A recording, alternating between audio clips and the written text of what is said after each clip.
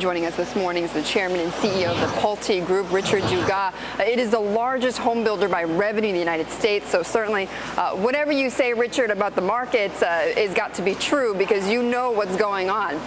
Okay, first off, with the housing market itself. Overall, you know, we've seen softer data for the last few months.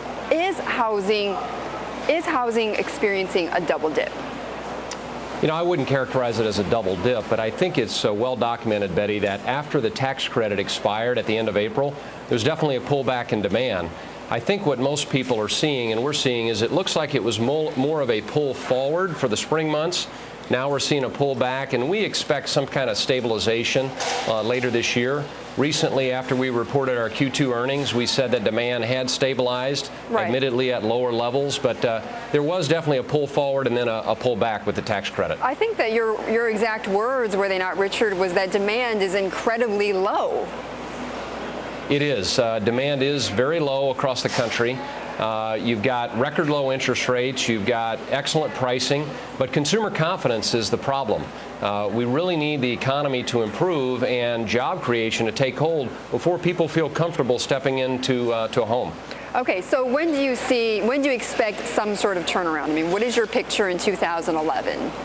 Well, we said that demand had begun to stabilize after the dip after the tax credit, so we're actually experiencing relatively stable demand now. It wouldn't surprise me if we see a small seasonal uplift later this year. As far as 2011 and beyond, Betty, it's very difficult to determine. I think we really need consumer confidence to improve before we get any kind of sustainable recovery. Richard, in the beginning of this year, did you increase your housing starts?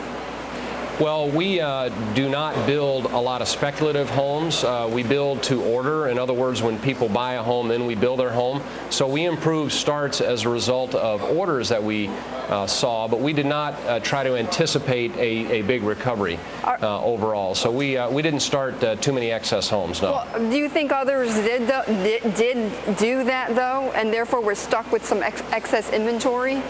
Well, clearly a couple of our competitors do build more spec inventory than we do, but it's important to note that in a normal year, 85 to 90% of housing in this country is resale and only about 10 or 15% is new. So new housing inventory is not the problem, Betty. It's foreclosure inventory, and we need resale inventory, namely foreclosure inventory, to come down before we're going to see any real meaningful move in the housing market.